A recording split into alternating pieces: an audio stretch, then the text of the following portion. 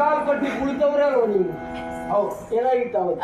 ಅದೇ ಕಾಲದಲ್ಲಿ ಹಾ ನಿನ್ನ ಮಾವ ಶಕುನಿ ಹಾ ನಮ್ಮ ತೆಗೆದವನೇ ಅಮ್ಮ. ನೋಡ್ರಿ ಒಬ್ಬ ಗುಂಟನಿಗೆ ಆಗೋ ನಿಮ್ಮತ್ರ ಆಗದೆ ಹೋಯ್ತಲ್ಲ. ಏನು ಅವ್ರನ್ನ ಮಾಡಿದ್ದು ಯಾವುದು?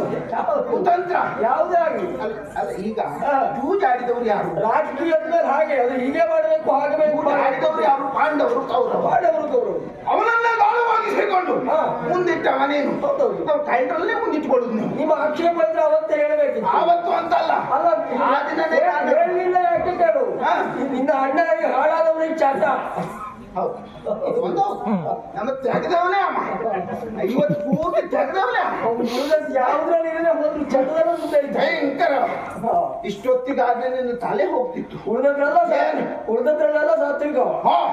ಅದು ಏನೋ ಇರ್ಲಿ, ಆ ದಿನದ ಶಕುನಿ ಇವತ್ತಿದ್ದಾನ?